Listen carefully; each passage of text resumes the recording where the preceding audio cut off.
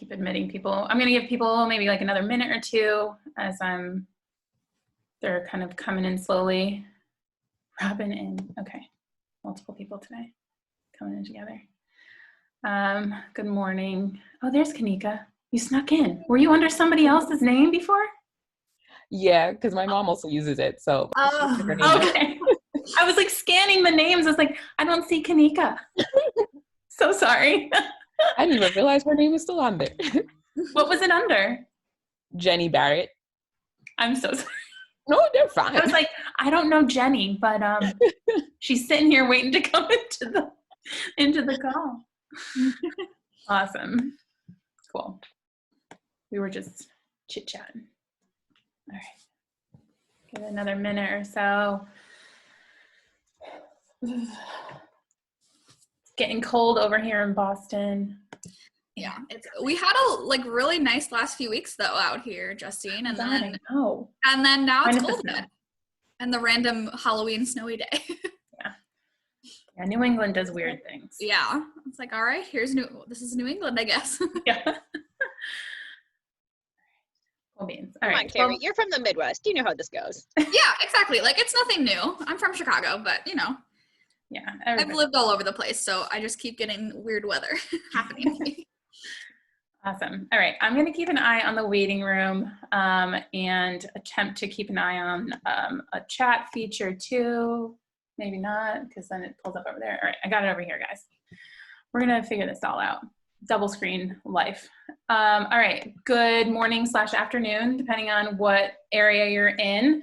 Thank you for joining us for another episode series chit chat on PepTaLKS. So this is kind of our monthly talk and update, and this is a bonus episode version of PepTaLKS where we have presented to you 5 fabulous alumni members of LKS from different chapters who have different residency experiences, and we wanted to kind of give this as an opportunity for them to tell some of their journeys through residency, as well as offer the ability for you guys to ask questions. We know this year especially, they won't have all the answers. No one has all the answers about the search for a residency this year because it is new for everybody to do this virtually. But I think, from their experience and, experiences that they have maybe going through the process of reviewing applications, if they're a PGY2 or beyond at this point from last year or previously, I'm hoping that we can start to answer some questions that are burning in your heads about residency. And we know that some of you may be coming from, maybe different years. You may be applying this year for residency, or maybe just thinking about applying. So hopefully we can kind of start the ball rolling on some of those questions, or answer some of those more advanced questions for some of you guys that are a lot closer to applications, as in like applying very, very soon or already started to apply. So if you haven't already met me, my name's Justine. I am the Grand Vice President for Collegiates for LKS. And we have our panel members here, which I will try to go through in a second. Ooh, let's see if I can get this to work. Okay. Today, we're just going to introduce our panelists. Very simple agenda. We're going to do questions from the audience. I have a couple that were sent in before, and then we'll take some live from you guys, either through the chat, or you can turn on your sound and ask live, and then kind of just do a wrap up. If you have questions to ask, if you can please send them to the chat through to me directly so that I can ask the panel, so that it's not too distracting as people are talking. Include your chapter name if you want that to be told. I just think it's nice so that people can kind of put names, faces to chapters and names. If you want to remain anonymous too, let me know about that as well. And if you would like to speak your question too, just let us know. Hi, Sarah. Thanks for joining. So that being said, I will actually let everybody kind of introduce themselves. I'm going to leave this screen up the entire time so that you know who's who, and you can address certain questions to certain people if you have specific questions for their experience. So I guess we'll start with Carrie, since she's the first one. I didn't even put their names on here. Sorry, guys. That's I'm okay. just realizing that now. Hi everyone, I'm Carrie. I'm the first picture up there for those of you who haven't met me yet. So currently I'm a PGY2 in cardiology at UMass Memorial Medical Center out here in Worcester, Massachusetts. It's my first time being on the East Coast because I am originally from the Midwest. So I grew up in the Chicago suburbs and I went to school at St. Louis College of Pharmacy. So I'm from the Alpha Zeta chapter. Then my PGY1 I did at Mercy Medical Center in Canton, Ohio. So pretty much stayed in the Midwest up until this past year. A little background in my residency journey, I kind of had an interesting time in that I was phase 2 both times for my PGY1 and PGY2. So I've been through this process a total of 4 times, which is way too many times. And so I can answer all your questions about the process, especially if you guys find yourself in phase 2. Like I have all the advice for that because I had to go through it twice now, as well as interviews. Between both years, I had 18 interviews, both virtual because of phase 2 before COVID even was a thing, and in person. So I can answer all your guys' questions about that. So please let me know what you guys need to know. I'll give you all the dirty details of this crazy process. So thank you guys all for taking time this Saturday to come listen to all of us. So, and I see Justine trying to. It's not working, guys. I like it. All right, give me a second. I'll try to fix it while you guys are talking. Sorry, we'll go with Kanika next. Hello, everyone. My name is Kanika Dunn. I currently live in Tampa. I'm from the Alpha chapter, so I graduated from NCP in 2012, and I actually worked at CVS for almost 4 years before I matched back home in New York at NYU Winthrop Hospital for my PGY1, and then for my PGY2, I came back home, well, my new home to Florida, and did PGY2 in pediatrics at St. Joe's Children's. So I actually matched on my 3rd try for PGY1. So yeah, I realized when I was in retail that it just wasn't for me. And each year that I didn't make it, I realized it still isn't for me. So I still have to keep on trying to do it. So I was thankful on my 3rd try to match, and I was glad to match at the program that I matched to. And I know later on we'll discuss especially FIT, which I think 3rd time really, when they say everything works out for a reason, I think in my case that was really true, because I think other programs I interviewed at other years, I probably wouldn't have been as happy as I was where I ended up matching. So that's my journey, and yeah, I'll be glad to answer any questions about keep on trying, going from retail to residency. And then now I work as an overnight pharmacist, so I didn't want to leave Tampa. We don't have a lot of pediatric hospitals here, so this was at least an opportunity to still do pediatrics. I mean, it's overnight, it's great, 7 on, 7 off.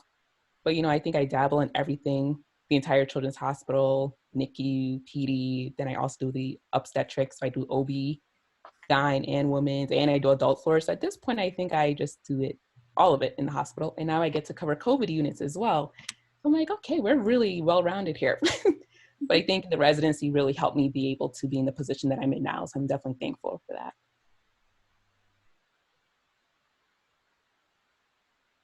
All right, I'm picture number 3 in the red shirt.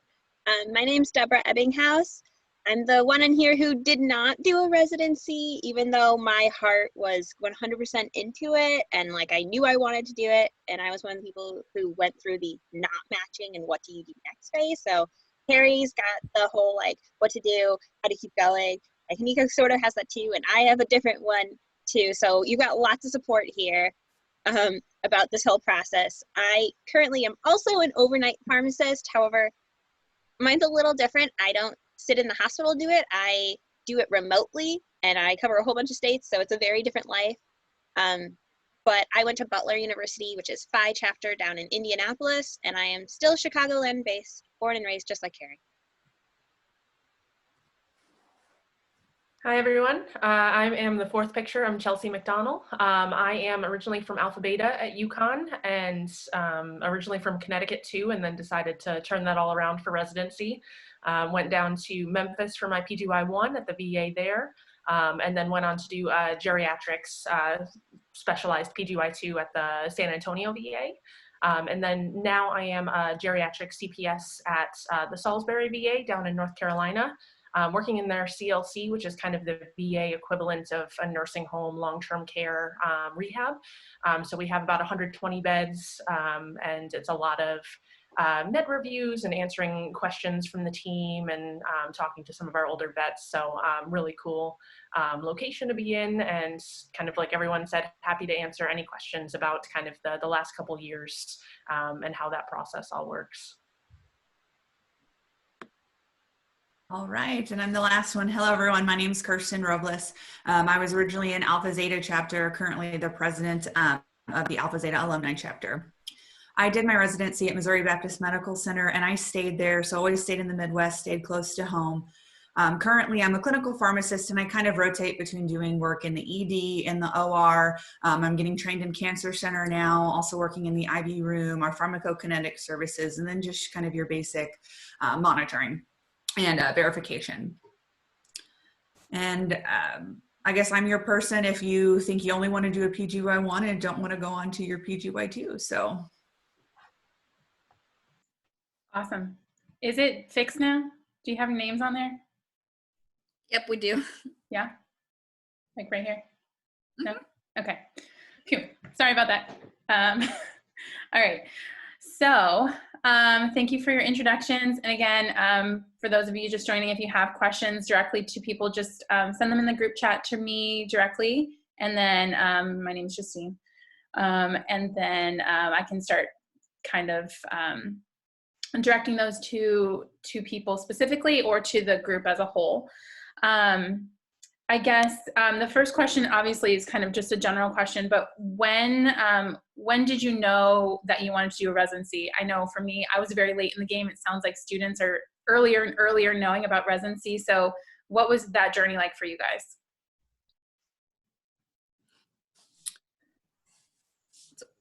We can, I guess, go in the same order if you guys want. I can start off.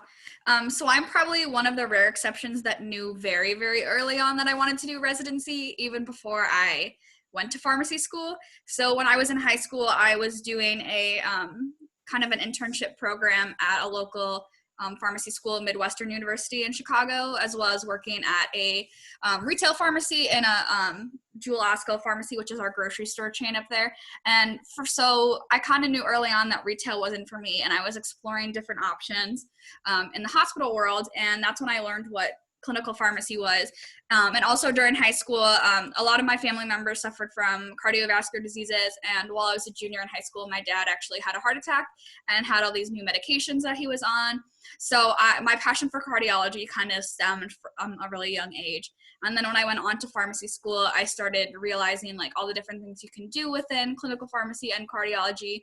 And I really focused on those areas when we learned them in school. And I did a lot of my P4 rotations within that area. So I kind of knew early on that I wanted this, and every experience that I've had within cardiology just confirmed it even further that that's what I wanted to do. And then when I kind of hit different roadblocks along the way, I just kept thinking like, that's what I know that I want to do. And it's my biggest passion within pharmacy. So it just kept, propelling me to move forward and keep going towards those goals.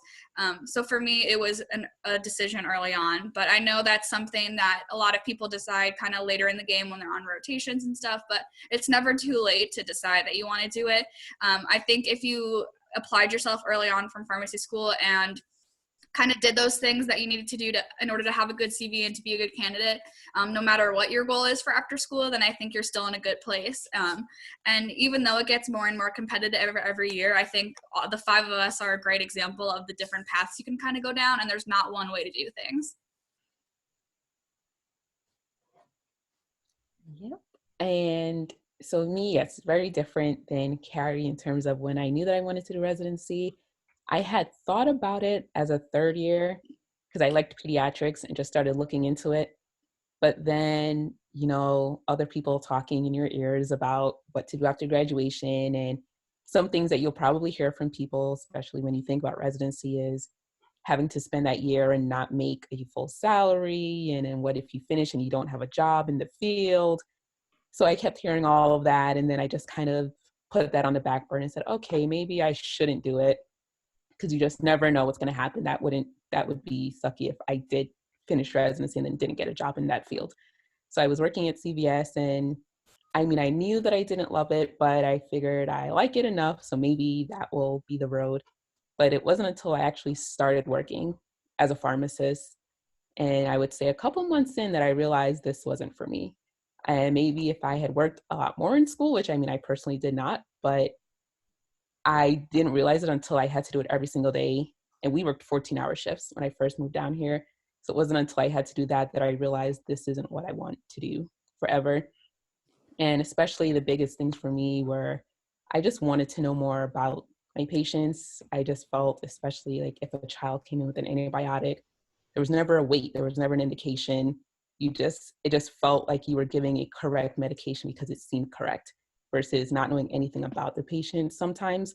And I know, some people will have different opinions, and I guess that's just mine in terms of how I felt working there. So that really catapulted me into really looking into residency. And then a lot of my friends that did do it the year we graduated, just them talking about like what they're doing in residency, and it just aligned more with what I had in my goals for what I wanted out of my career.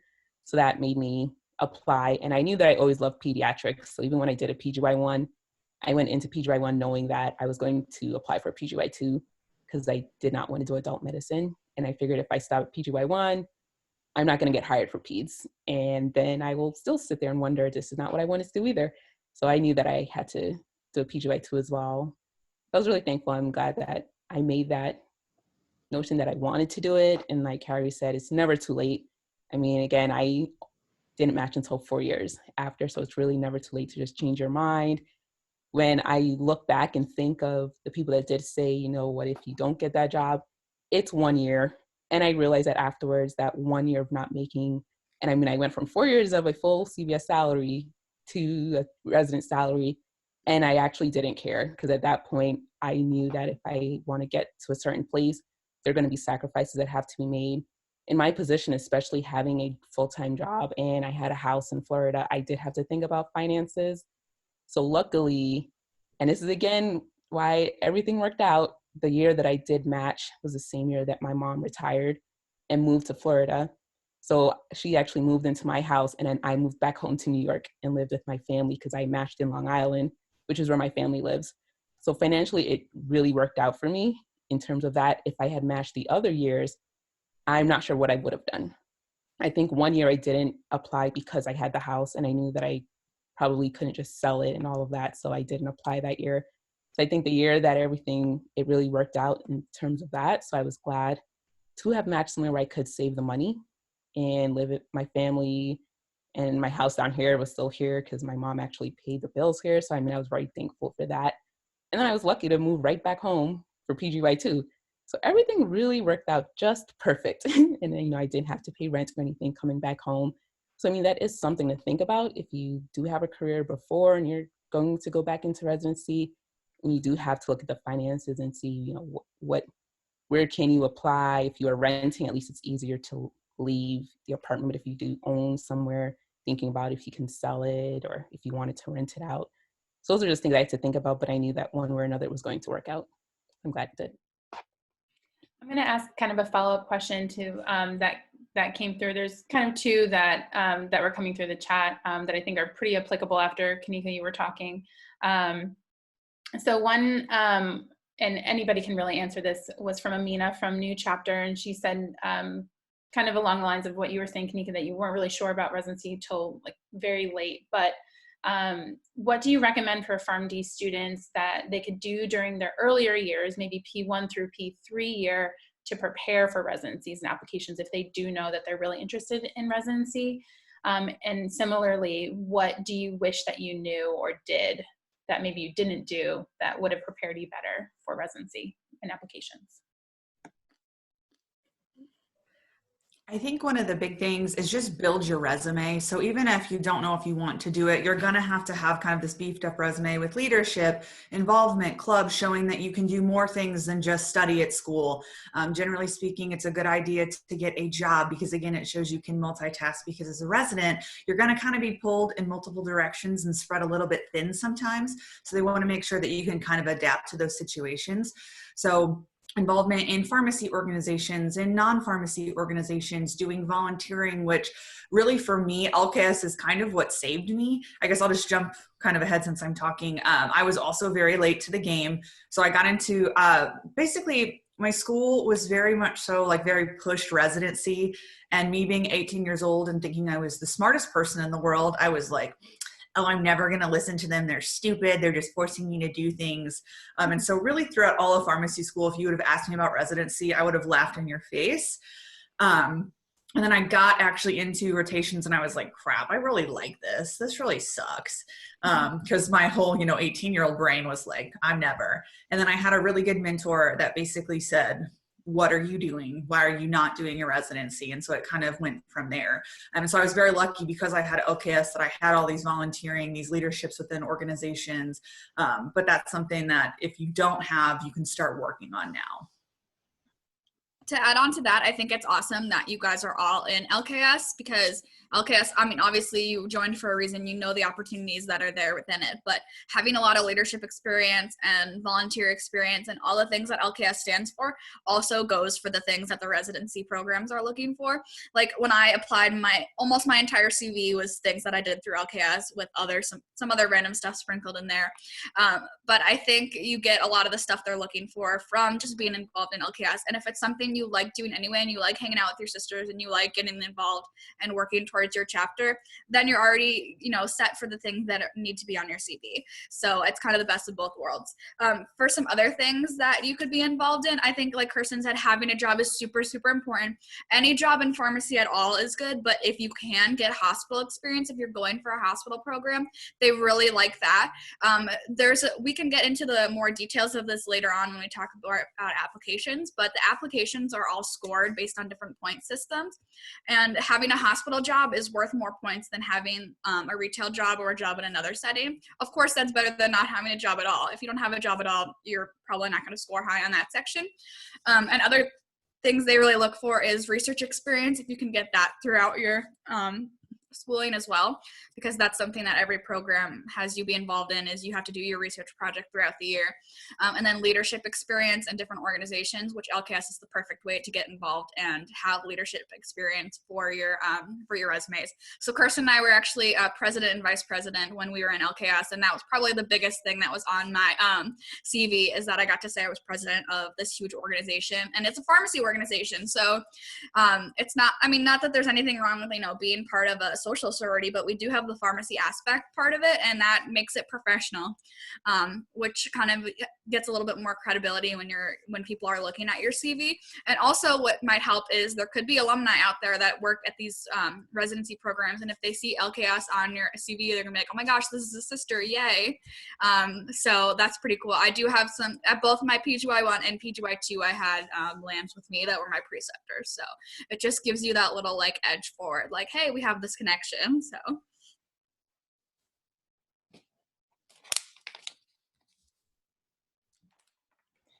all right, we'll do another one from someone that kind of submitted one from Instagram. What would you recommend to somebody who has experience in pharmacy and involvement in school, but does not have the best GPA, but they want to really apply to residency? And maybe you can kind of, talk a little bit about what you feel like that is. I know I'd point to myself too, but that was also many years ago. So I feel like it's a little different now. I can't say from my personal experience, but I had a friend who had to repeat the year of school, and she did match to a program this year. She did a community-based. She's doing a community-based PGY1 right now, so a little different focus than the hospital ones, just in case anyone on here is like, I don't want to do a hospital one, I want to do the community or specialty pharmacy or something like that. I have friends doing both right now. So I can sort of talk to that, but she knew that was for her a big struggle to applying, and she's like, I never wanted to do one, and then I realized I wanted to do community-based. And even though she had that was a great way for her to talk in interviews about, this is what my struggle is, this is how I overcame it, and those challenges, because you're always going to get challenge-based questions, but being able to have that perspective saying okay, I learned from this, and this is what I do differently, or this is what I took from it. So I don't necessarily think that's the biggest challenge, even if your grades weren't super stellar, because let's be real, we all know the top person in our classes and can like think of them instantly if you were like, who's the top person? But there's ones at every single pharmacy school. So you have to put yourself differently than just the academics. Mhm. Yeah, I can definitely speak on this as well because I did not have a good GPA. I focused so hard on like getting the other things on my CV that like I probably could have spent more time studying during school. That's definitely something if I had to go back, I'd probably be like, maybe I should have like focused on my other classes and other things that weren't cardiology. But so for me, I think that like a lot of the programs, when I talked about the point scoring system, I think like having a high GPA gets you some points, but having a lower GPA is not necessarily going to like have them throw your application away. It just might not be worth as many points as a higher GPA. But a lot of the really top programs, I think, do have a GPA cutoff. Unfortunately, I don't know what they are because I did not get interviews at those places, and it could be because I had a lower GPA. I just don't know. I wasn't in the rooms reading my application with them. But speaking as someone last year in my PGY1 who did look at the applications with my preceptors and helped score them, I got to really see like what goes behind all that. And for the people who had lower GPAs, we just didn't score them as high, but during the interviews, sometimes they use those things as, let's say someone had to repeat a class or had a lower GPA or even had to repeat a year, like Deb was saying, like that's something they can speak to. And someone who has a 4.0 who never really had a struggle in school is not necessarily going to make the best resident a lot of times because they didn't have a lot of things to overcome. Sorry, Kirsten, I know you had a really high GPA. I don't mean you. But for those who had to struggle throughout school and like overcome those things, they really like seeing that because it shows that they didn't give up and they're not going to quit when things get hard during residency. So I would say use it to your advantage. And I was going to speak up to being someone who was the top of their class. It also maybe doesn't help you sometimes because a lot of my interviews when we finished, a lot of the questions were like, or a lot of the statements were, wow, this went a lot better than I thought. Because I think they thought I was going to be this like socially awkward pariah that was like, I only studied. So when I kind of came in and was who I was, I think they were like, whoa, how do you do both? But I think as far as having a low GPA, as far as from like my program, I was involved in like the interview process. Like Carrie said, it's more just of a point system. And yeah, if you have a lower GPA, you may not rank in the top programs in the country, but that's okay because you could go to a not top ranked program and still have a wonderful experience and learn so much. So a lot of the times it's not necessarily about that grade. It's about, are you willing to put in the effort, willing to put in the time, and can you be that person that they can work with for that year? Yeah, and I think, I was going to ask you a question, Kanika, so go ahead. You might answer it. Go ahead. So I was going to say, even adding on to that, because especially again, since I didn't think about residency until after I graduated, my GPA was my GPA. I didn't go through school really focusing. If I had gone through school knowing I wanted to do residency, who knows, I probably would have focused more on certain things. Although I think a lot of my poor grades were just personal things in life. So I don't even think it would have mattered what I would have done in school. But I can remember that on my interviews, I was never asked once about my GPA. And again, it really is the point system because I mean, I do remember like, yes, you may not score higher on the GPA, but then you definitely want to focus on the other factors. So even if you're not sure you want to do a residency or you are sure, like you say, be a well-rounded student, because if you have that low GPA and you don't have a job, you don't have research, you don't have leadership activities, you don't have anything else, then you, on the point system, it's not, you may be a wonderful person, I may know you, but you will rank very low and you will not get an interview. Versus if you have everything else, then you can rank higher on the point system and that can at least get you through the door. Because I know at one of my programs, I mean, the top 25 got an interview and it was just strictly based on the point system. There were people who fell below that point system who we even liked and were like, oh, well, they didn't make the point system. So unfortunately, no interview. So really just focus on being a well-rounded student. So it's not all about the grades. And like I said, it was great to not even be asked because I'm trying to think back and I don't think I was ever asked about GPA. The only thing I did notice, especially being out of school for a little while, if anyone does that, is to maintain some clinical knowledge with certain aspects, I think was key because even when I had some interviews, I didn't remember pneumonia guidelines. I didn't remember many guidelines after working in retail, to be quite honest.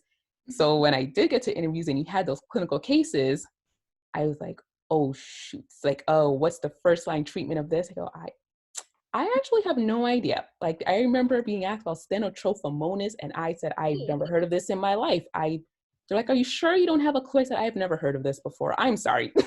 So it's things like that where at least knowing like what I would have done is just when you go into your interview, prepare for those clinical situations, especially if you've been out of school for a while, just brush up on guidelines. And because they're really not asking you at that point, once you get that interview, it's really explaining to them why you want to be here. Why do you want to do this? I don't think they're going to ask, why did you get that C? Because they know you had that. They know what your GPA is. So they may ask, but I think, just make sure your other aspects are good.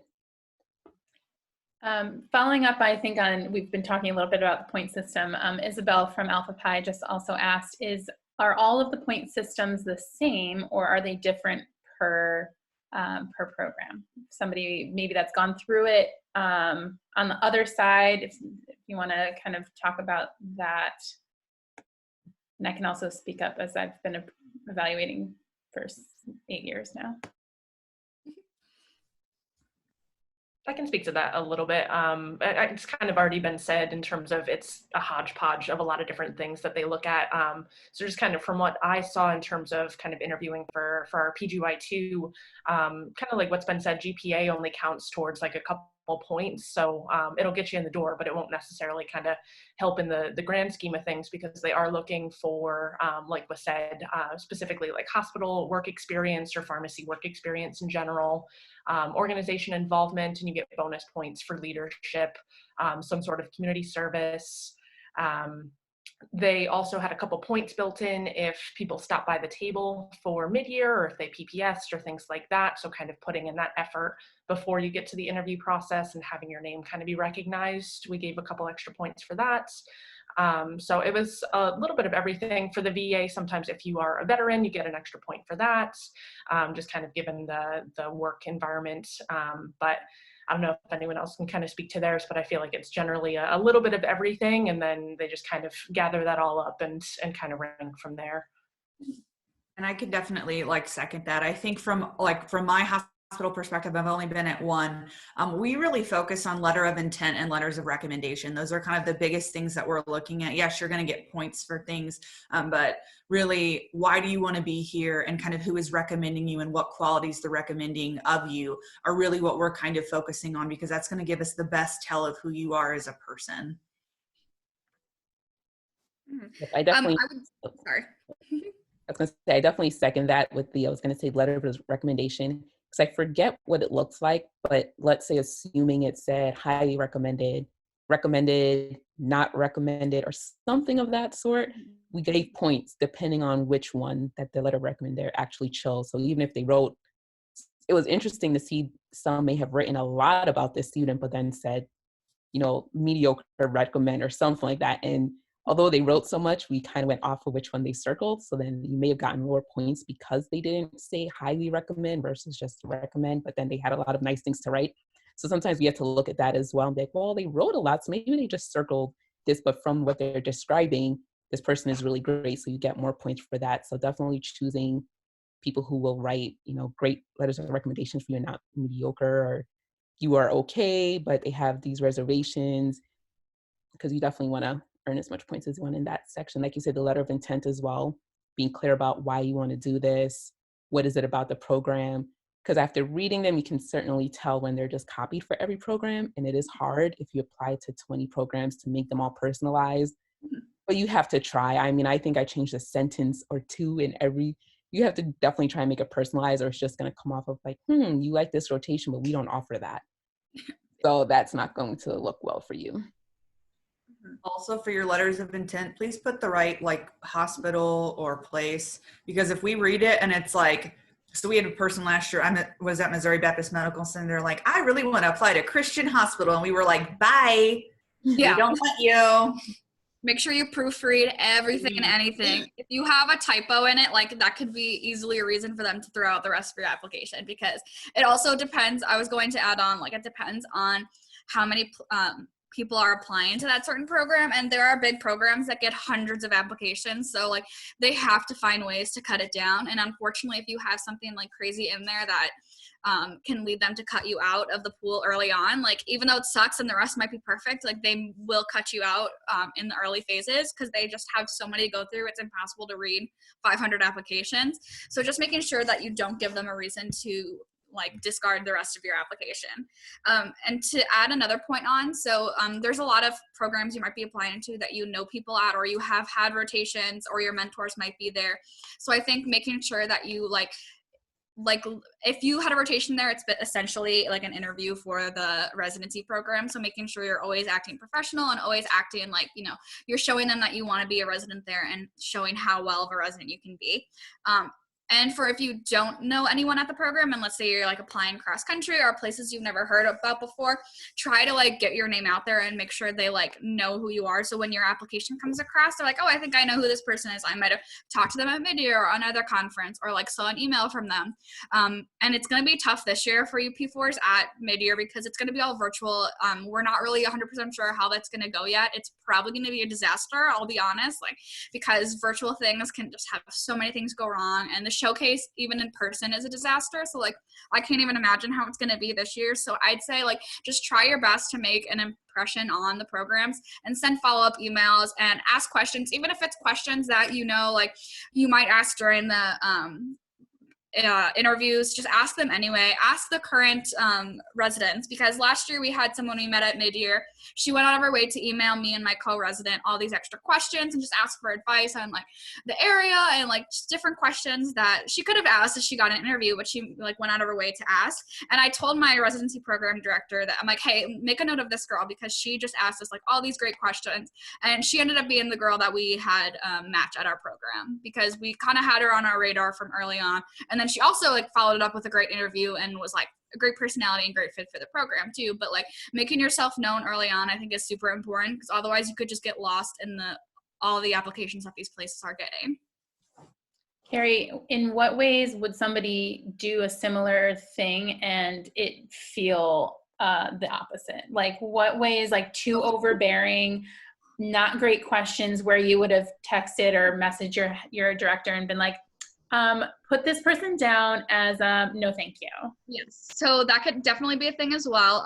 If you like ask really inappropriate questions or like just display yourself in a very unprofessional manner at mid-year or at the interview, it could essentially like ruin their chances for the rest of your time, even before you apply. So I remember, I don't know if you guys remember last year at mid-year during our showcase, there was a guy walking around with a suit that was like head to toe in money like things. Do you guys, Kirsten's nodding, do you remember that dude? It was like a Christmas suit. Yeah, it was something very strange, and like, I know you want to stand out, but that's not the way to do it. Like, wear a normal outfit, like make sure you don't have crazy makeup on or like super high stilettos and are like tripping all over the place.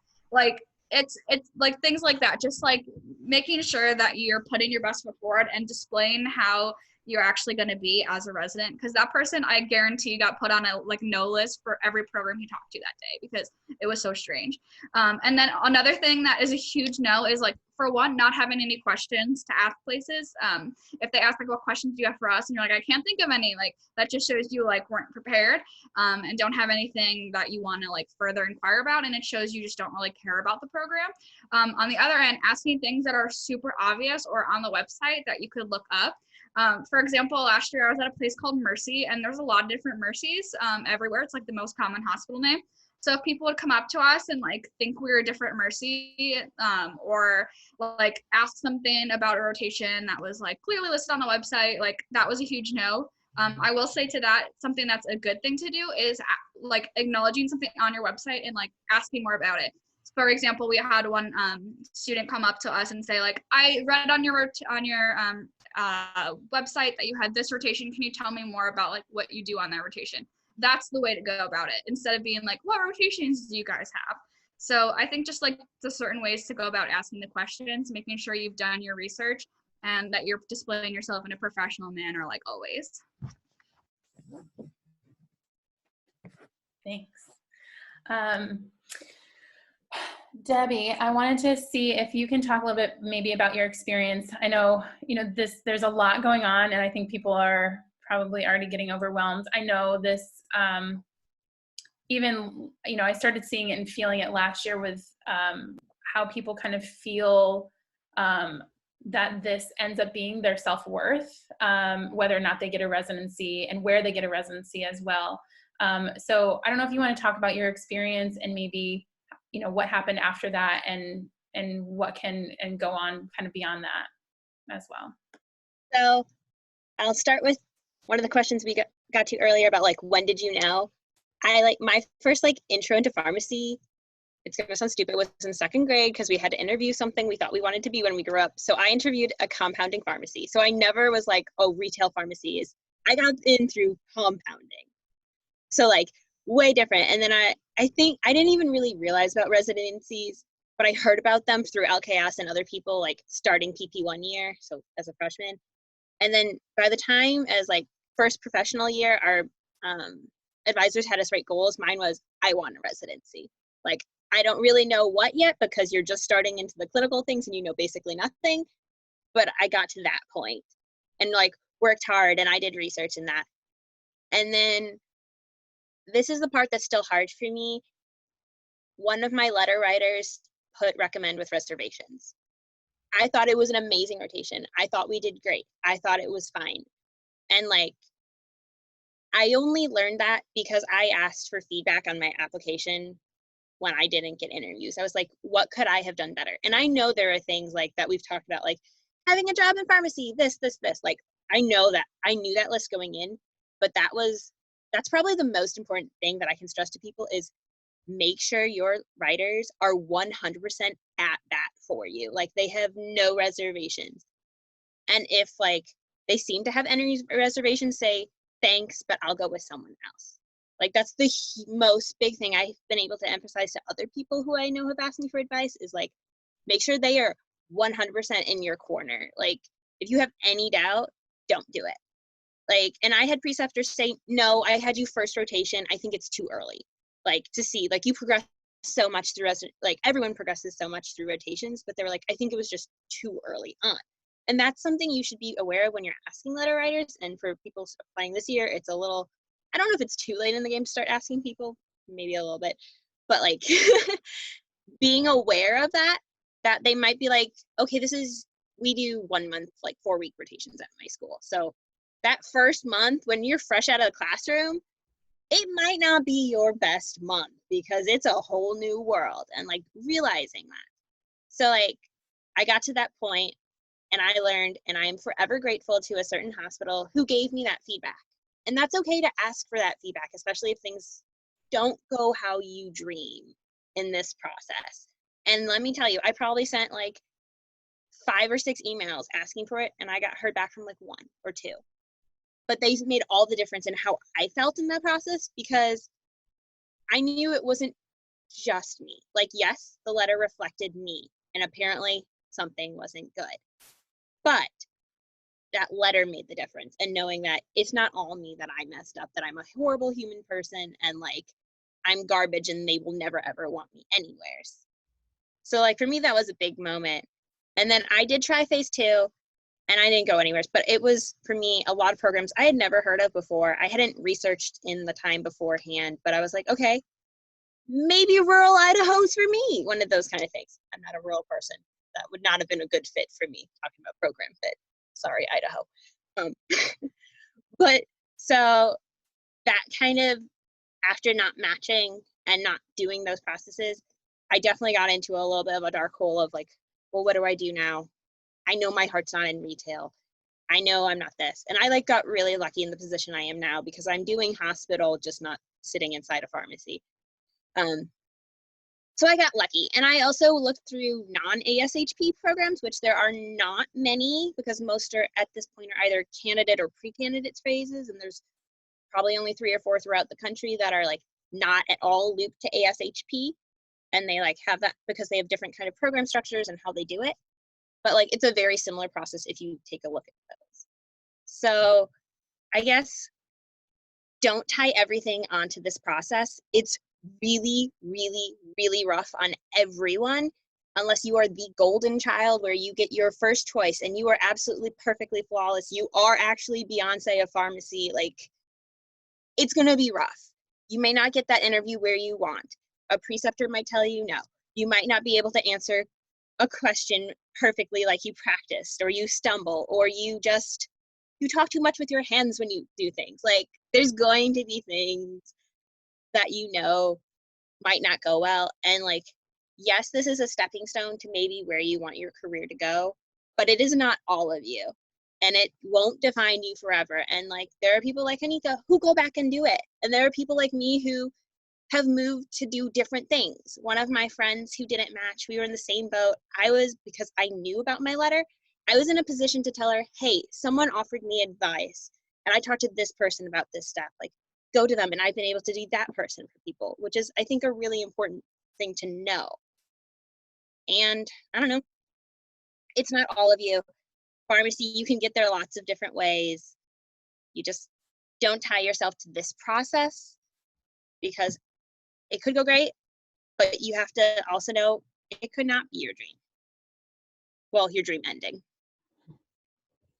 And I think I want to add to that, especially after not matching twice, you definitely feel like, what is wrong with you? What can you do? And I think for me, the hardest part was I knew like retail, it wasn't it. I didn't want to accept you tried your best. Now, like, no, because if I wanted it, it needs to happen. That's pretty much my mentality, is there has to be some way or another that it has to work out, because I knew if I want to be a pediatric pharmacist, I have to do a residency. I mean, even in Florida, I remember applying to certain hospitals, never even getting an interview at these hospitals. I applied to actually where I work right now for the residency. And I mean, I was already kicked out through HR, not even the program. Like, you have to actually pay to apply to HR for them to deny you, which I think is kind of crazy. I'm like, that you're taking money and it's not even going to the actual program. But, never got there. And I think every time I didn't match, I gave myself a 24-hour pity party. And for 24 hours, I allowed myself to sulk, be mad, hate the process, hate everything about it, didn't want to do this. And then I just had to rework and say, okay, what am I going to do next year? What can I change? What can I improve? And, I also asked for feedback. And the hardest part was getting feedback that I couldn't do anything about. I mean, I was told about leadership. At this point, I'm no longer in school. I did everything in LKS. I mean, I had held 4 offices. I was in other organizations. If leadership is still coming up and I'm a pharmacist in retail, there's not much you can do. You can't just wake up and say, hey, I want to be manager, when that doesn't exist. And I knew I didn't want to be manager. I was offered that when I started, and I said, nope. I did overnights because I didn't have to deal with the real retail life of retail. And I was fine just doing my overnight, and that's it. So I said, how can I get leadership? I can't get leadership. And then I was told about research. How many retail pharmacists do research? That's really not going to be feasible. So it was unfortunate that I felt like I was getting feedback that I actually could not act up on. So I just decided to do my own thing. And because even at CVS, I did a 7-on, 7-off, I would find people online. And when it comes to LinkedIn and Facebook and Google, if you really want to try and get somewhere, you are going to have to just put yourself out there. I started Googling people, looked at programs, found names, went on LinkedIn, messaged people. I ended up going to the pediatric conference one year. I was the only retail pharmacist there. And that's when I really realized, like, I have to do this because this is exactly what I want to be involved in. So I was able to talk to that on applications. I ended up going to Texas with a fellow CVS pharmacist, and we did the IV and hospital certification because I knew nothing about hospital. I didn't work in hospital. That 6-week rotation I had, that didn't teach me anything. That actually deterred me away from working in hospital because I felt like I didn't learn anything on that rotation. And now being in this position now, I realize how much better these rotations should be, which is why I want to be a preceptor even overnight, to really show people this is what hospital is really like. And, I was able to go there, did the IV certification, and it was great because at Winthrop, we actually had an IV room rotation. So even after having gone through that certification program, I went into the residency being aware of how to even function in an IV room, which was actually really great because, again, didn't remember that from school. So, I mean, you start to realize, even though you feel down on yourself when you don't match, and if you really want to, just try and do anything, reach out to people, see what can you do? Because I mean, I feel like those two things, I don't even know what really made the difference the last time I applied, because what's interesting is I may have applied to 20 programs each year, and I added Winthrop at the very last minute. And it was just because I went through the list again and said, okay, is there any other program I can apply to? Because I was going to spend the money if I had to. And I mean, I'm from New York, and I had never heard of Winthrop in my life. And it was 15 minutes from where my cousins live. And someone mentioned, oh yeah, Winthrop is a nice hospital. It's in Mineola. I said, okay. Unfortunately, they didn't have information online. So that's probably why it didn't trigger me to think about it. And I emailed the director, gave me a pamphlet, and I said, sure, I'll apply. And to see that that's where I matched, I mean, I don't think that would have, it was just crazy to see that is where I ended up matching after not even looking at them at mid-year, didn't know they existed, nothing. So, you know, you can get down on yourself for 24 hours, but pick yourself back up and just keep going if it's something you really want to do, especially with LKS. There's such a big network of people. Don't feel shy to email anyone. If you look online and you see, hey, Kanika, pediatric pharmacist, I want to do that. Hey, Kanika, I'm from this chapter. Can you give me advice? Like, never feel bad about reaching out to people because we've been there. We know the struggle to get where we are. And I think connections and just talking to people really will help. Great advice, guys. Like, so inspired. Great job. Thanks everyone for your questions so far. We've got about 9 minutes left. I kind of wanted to like bring it back up a little bit. I feel like we're a little down. Try to bring it back up. If you guys can maybe talk about the elusive fit that you often hear about, you know, whether it's at mid-year or at an interview, you just feel like you fit in a good way or in a not so good way. Can you put that into words at all, or can you give an example? And we can kind of go around, so we can start with Carrie maybe, and then just go in the order of the whatever's on the screen.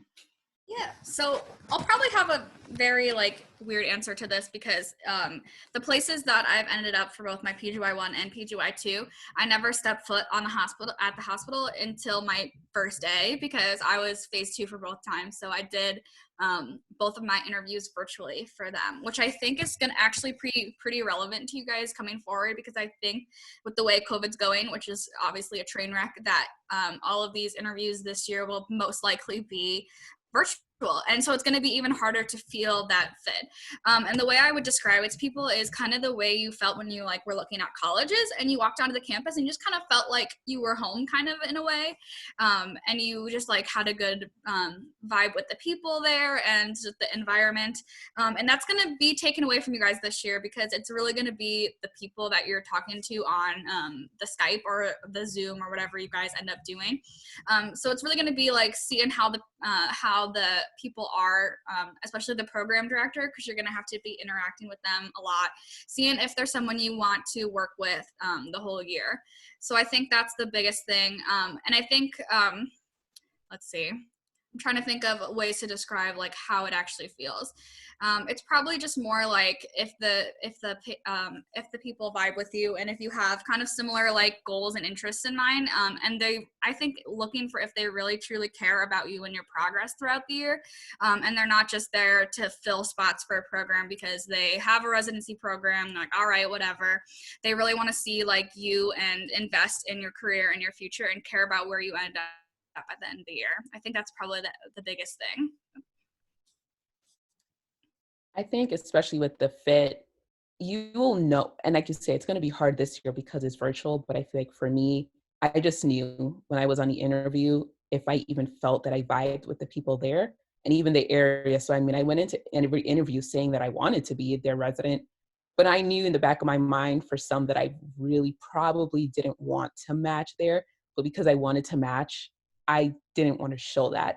And I just knew, I mean, I was in North Carolina, I was in Georgia, and I just didn't like the area. I'm a big city girl, and just going there, it already felt out of place. And then when I was in the hospitals were really nice, but then with the people, some programs I just think are, and I don't want to say uppity, but I mean, I like to talk, I like to joke. I mean, me and my residents for first year, we were 7 clowns. I mean, it was amazing fit for all of us. Our preceptors were funny, like our director, I felt like she treated us like we were her babies. It was a welcoming environment. Some programs I felt like were just very, I don't know if they know that they're really good and they don't need to just have personality, like just show a personality, you know, like we're interviewing, want to see that people are happy. I get everyone is smart, but can you make us feel welcome? And I felt like some programs didn't have that. So I automatically just felt, I don't think I'll vibe here because I'm going to come in and just not talk to anyone and no one is talking to each other. No one is just giggling.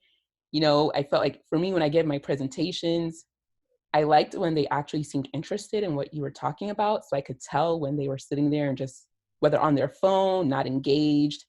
And I know that when I give presentations, I can be engaging. So if you're not engaged, something is wrong here. Like, are you not paying attention? Like, you know, give interviewees the time. So I felt like that, again, also was kind of a turnoff. So I think when you get there, you really can tell if you're going to vibe with the program just based on just the characteristics that you're seeing in your surroundings.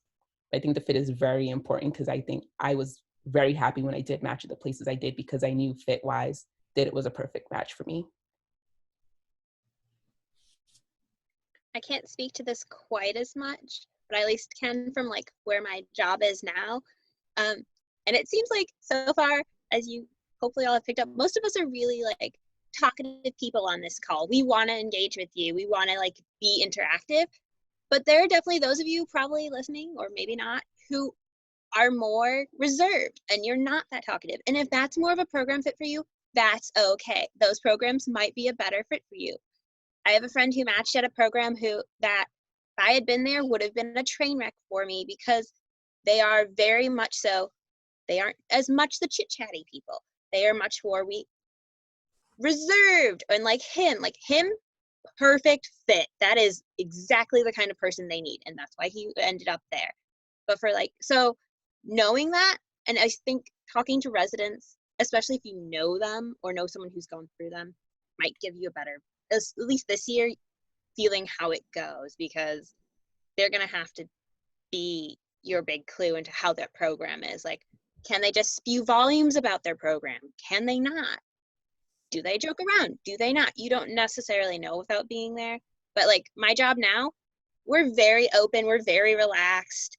Like, we do our work, we get it done, but we also have that giant friendship feel, like support.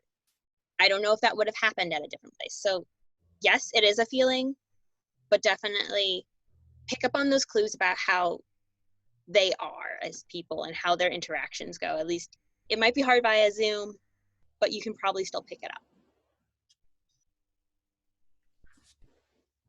Yeah, so I guess the good thing about Showcase being virtual is I didn't really feel like I could tell in terms of fit at Showcase kind of which programs I was interested in, which I wasn't, which was fine because I kind of already knew which ones I'd be applying to. So it really wasn't until the interview process that things started to kind of fall into place on which way I was leaning.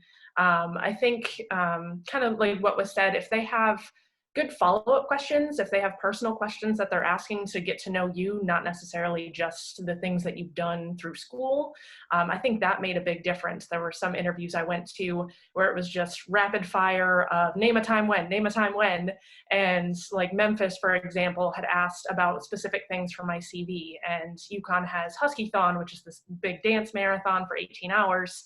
So they were asking about that, even though it had nothing to do with pharmacy. They were asking about my favorite dance moves and like all this stuff. So it made it a little bit more personalized. They also really went the extra mile to like help anyone that had applied get to know the city.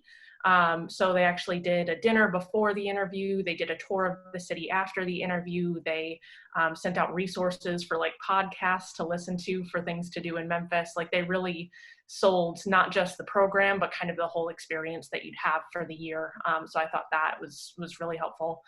Texas kind of did a lot of similar things too. I think someone mentioned it already, but a good thing is to really feel out the program director, because that's who you're going to be working with the most. And depending on kind of how much support you want, I think that makes a big difference to see kind of how much one-on-one you're working with them versus do you have any rotations with them? Are they just kind of in the background and they'll email you when things are due? Like trying to feel that out. I had a really hard time after I went through all my interviews trying to figure out my rankings. There were a few that were just really bad interview days, whether it was just bad luck or the program or me, I don't know what it was, but that crossed a few off the list. But I had about 6 or 7 the first year that I ranked, and I had a really hard time trying to figure out what order. But I thought what was really helpful was after every interview that I did, I would just like dump all of my thoughts into like a Word doc, like pro cons of the program, just random thoughts that I had, kind of different things that I picked up on, and I would just kind of save it and tuck it away. And then when it came time to rank, I pulled that back up. I talked with one of my mentors just in terms of which programs matched up better with goals. And then at the end, I was stuck between about 3, and the ones that really stood out to me were the ones that I ranked higher. But it's probably going to be a little trickier not being able to be in person for interviews, but I think there's still kind of cues that you can pick up on, and just kind of the interactions that you have with the people that do interview you. But I would highly recommend just any thoughts you have, write it down, because the whole interview process is a whirlwind. So as soon as that day's over and you're done, you kind of forget everything. So just write everything down and really take the time to think through it. And I think finally, just kind of echoing kind of what Deb and Chelsea really said, this is going to be a very individualized decision as far as fit. Myself personally, so I kind of knew that if I didn't get a residency the year after I ended school, I probably wouldn't go back and do it like Kanika did, for example. So for me, I kind of felt throughout the process that even though I had interviews that maybe I didn't feel as good at the fit, I kind of rationalized in my head, it's only 1 year. And even if I'm miserable, at least I would get the PGY1 and move on to whatever my goals were at that time.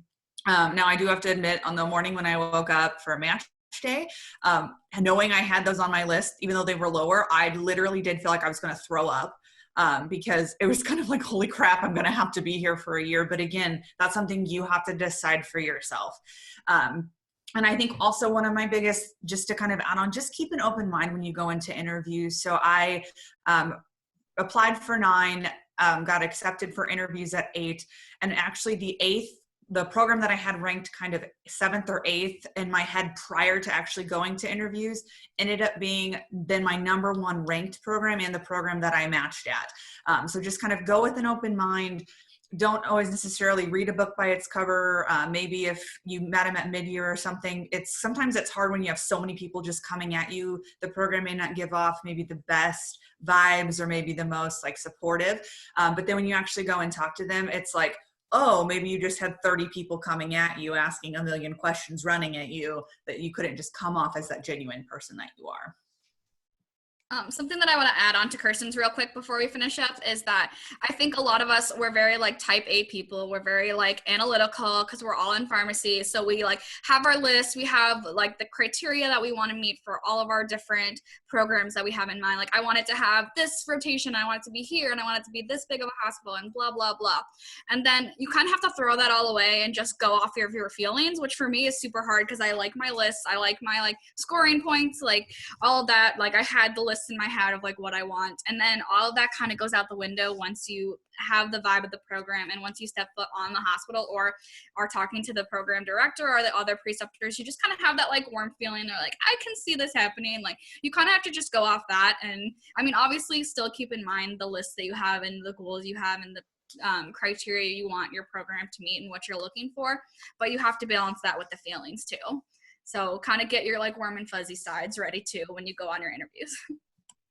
Yeah, and I think kind of to put that all into perspective as well, when it comes to your final rank, as much as you're going to want to try to play the game of thinking how they want to rank you and, oh, I think they really liked me and I kind of liked them, but I know they really liked me, so I'm going to rank them first. Do not do that.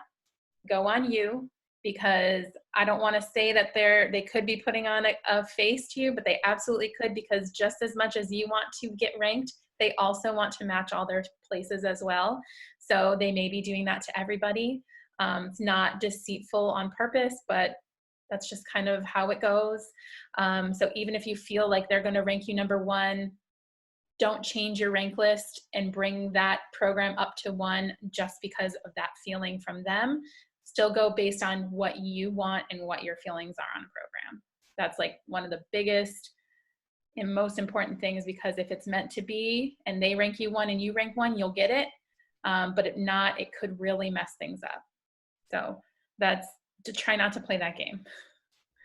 All right. Cool. So we're a little bit over. I don't want to take any more of your Saturdays, but I think this was really, really, really great discussion. I appreciate everybody's ability to be really honest and open. everyone that attended. I appreciate your questions too. And I know we didn't get to all of them, but we tried to get some really robust answers to most of them. So I appreciate your time. And thank you guys so much. Thank you panelists as well. And best of luck. And if we could insert the Hunger Games theme in here, we would. All right. If you guys have any other questions, like you know how to reach all of us, you can find us on Facebook and ask us things if you have questions that you didn't get to today. Yeah, when I send out the, I'll put this this recording will get sent out to all the chapter leaders, and I can, if it's okay with you guys, I can include your email addresses in that as well. Cool. All right. Have a great day, everybody. Thank you. Bye. Thank you. Thanks, guys. Appreciate it. Thanks for having this idea, Justine. It's great. No problem. You guys did a great job. So honest.